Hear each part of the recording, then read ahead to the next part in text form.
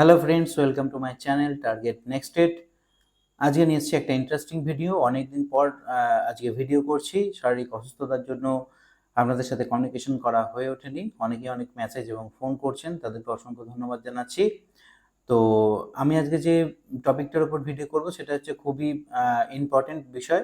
সেটা হচ্ছে special teacher recruitment সংক্রান্ত। অনেকেই মেসেজ করছেন যে আপনার লার্নিং ভিডিও পাওয়া যাচ্ছে না। অবশ্যই পাবেন। কিছু সমস্যার জন্য এবং শারীরিক অসুস্থতার জন্য এই বেশ কিছুদিন ৩ সপ্তাহ ৪ সপ্তাহ প্রায় আমি ভিডিও বানাতে পারিনি। তো নেক্সট দিনগুলোতে কিন্তু অবশ্যই আপনি ভিডিও পাবেন। আবার আস্তে আস্তে ভিডিও কিন্তু শুরু হবে। ওর জন্য অবশ্যই আমার চ্যানেলটিকে লাইক, শেয়ার এবং সাবস্ক্রাইব করে রাখবেন এবং ফলো করবেন। আচ্ছা, আজকে যে টপিকটা রয়েছে সেটা নিয়ে আগে অবশ্যই আলোচনা করব, কারণ এটা হচ্ছে কালকের মেন বিষয়। যারা স্পেশাল এডুকেটর রয়েছেন তাদের ক্ষেত্রে কিন্তু এটা খুবই ইম্পর্টেন্ট হতে চলেছে। আপনারা স্ক্রিনের মধ্যে কিন্তু দেখছেন যে, এক সেকেন্ড,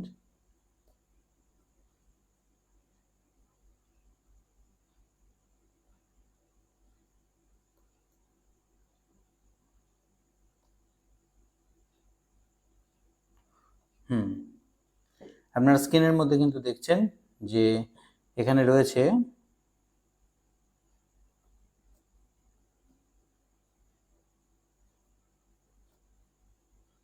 এক সেকেন্ড, একটু সমস্যা। ওকে। আচ্ছা, এখানে দেখছেন যে রজনীশ কুমার পান্ডের বিষয়টি। হ্যাঁ, রজনীশ কুমার যে পান্ডেজির যে কেসটা রয়েছে, একটু এটাকে শর্ট ছোট করে দিই, নাহলে দেখতে আপনাদের অসুবিধা হবে। ঠিক আছে? ওকে, এবার ঠিক আছে।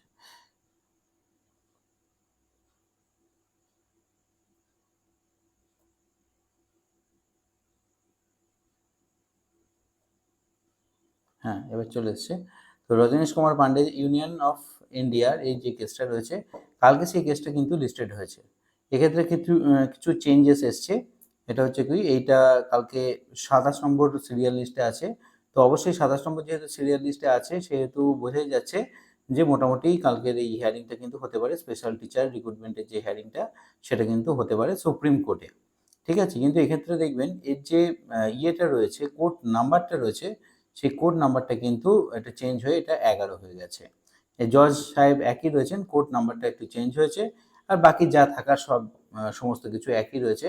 এবং কিছুজন আমাকে প্রশ্ন করছিলেন যে কালকে এটার হিয়ারিং এর চান্স কতটা রয়েছে। কালকে কিন্তু এটা হিয়ারিং এর চান্স বেশ ভালোই রয়েছে। মানে মোটামুটি আশা করা যায় কালকে কিন্তু এটার হিয়ারিং কিছু হলেও হবে। ঠিক আছে? তো এইটা হচ্ছে প্রথম খবর। অবশ্যই পুরোটা দেখবেন, স্কিপ করবেন না। প্রত্যেকটা ইম্পর্টেন্ট ম্যাটার কিন্তু আমি আস্তে আস্তে তুলে ধরব। আচ্ছা, এটা হচ্ছে কালকের মেন ম্যাটার গেল হিয়ারিং এর। আচ্ছা, এবার দেখে নিচ্ছি। এক সেকেন্ড, সিস্টেমের একটু সমস্যা তো আছে। এই যে ম্যাটারটা দেখাচ্ছি আপনাদেরকে।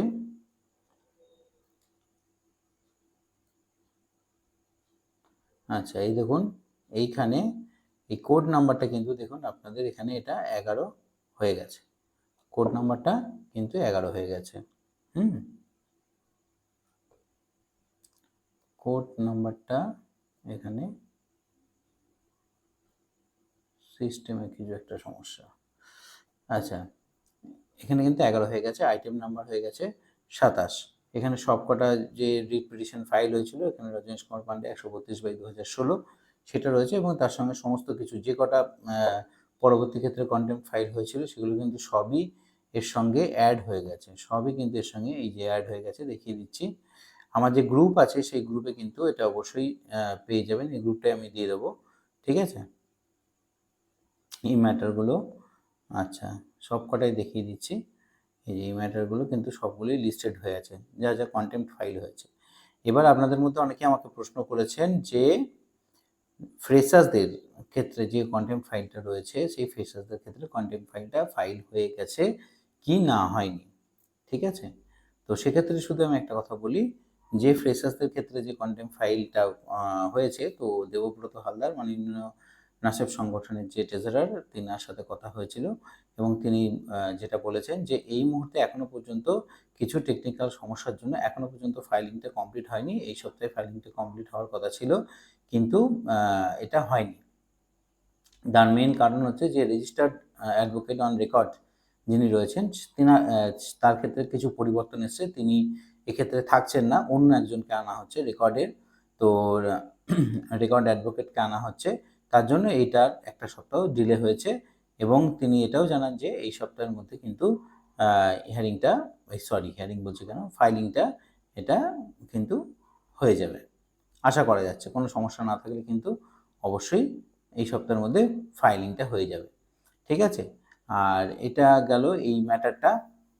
আচ্ছা, এক্ষেত্রে আর কিছু ইম্পর্টেন্ট বিষয়গুলো সেটাও আপনাদের কাছে বলবো, যে কালকের যে হিয়ারিং হবে সেই হিয়ারিংয়ের যদি লাইভ স্ট্রিমিং পাওয়া যায় বা লাইভ স্ট্রিমিংয়ের ক্ষেত্রে যদি যে বিষয়গুলো উঠে আসবে বা সেগুলো যদি আমরা পাই, সেক্ষেত্রে কিন্তু অবশ্যই আমরা চেষ্টা করব, আমিও চেষ্টা করব পার্সোনালিভাবে সেগুলো কি হলো তার একদম টাটকা খবর সেটা আপনাদের কাছে তুলে আনার জন্য। কারণ আমাকে অনেকেই মেসেজ করছে, অনেকেই স্টুডেন্টরা ফোন করছে, সেক্ষেত্রে যতক্ষণ না পর্যন্ত আমি নিজে সেই খবরগুলোকে পাচ্ছি ততক্ষণ তো আপনাদের কাছে দিতে পারি না, কোনো ভুল তথ্য তো পরিবেশন করা ঠিক নয়। তো সেহেতু আমি আগে শিওর হয়ে নিয়ে তারপর অবশ্যই আপনাদেরকে আমি খবরগুলো অবশ্যই দেব।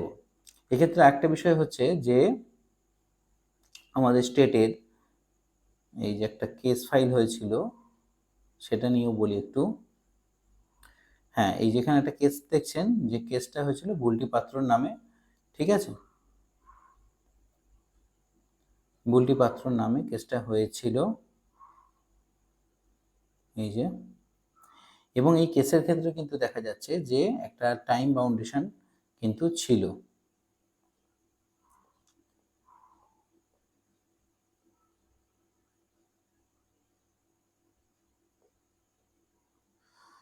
এই যে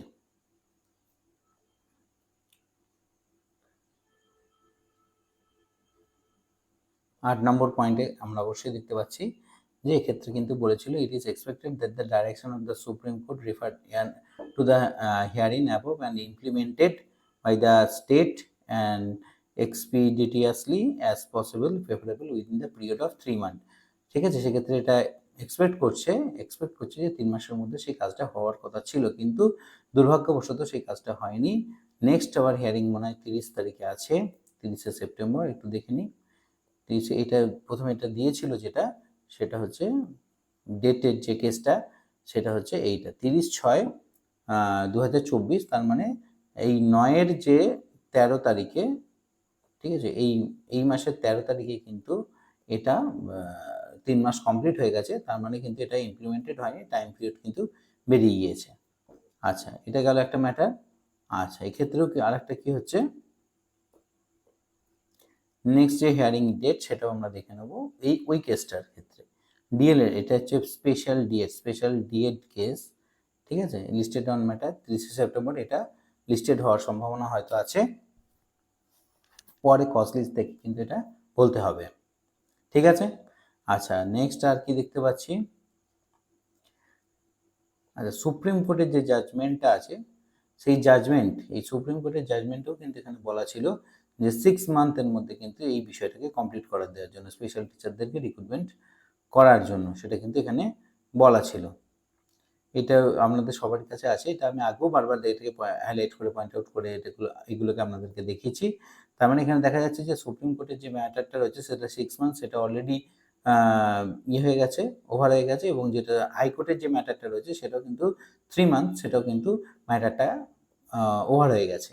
আর কন্টেম্পটের বিষয়টা যেটা রয়েছে সেই কন্টেম্পটের বিষয়টা কিন্তু নেক্সট উইকের মধ্যে কিন্তু ফাইলিং হয়ে যাবে। আর যেটা জানা যাচ্ছে দেবব্রত হালদার বাবুর কাছ থেকে, আর একটা বিষয় যে নেক্সট কালকে যে হিয়ারিং হবে সেই হিয়ারিংয়ের ক্ষেত্রে কি হয় না হয় সেটা অবশ্যই আমি ওয়াচ করার চেষ্টা করব আপনাদের জন্য, এবং যখন আমার কাছে খবর আসবে অবশ্যই কি হচ্ছে না হচ্ছে সুপ্রিম কোর্টের ম্যাটার, সেক্ষেত্রে কিন্তু অবশ্যই করাবো আপনাদেরকে, আপডেট নিউজ অবশ্যই কিন্তু আপনাদেরকে অবশ্যই দেব।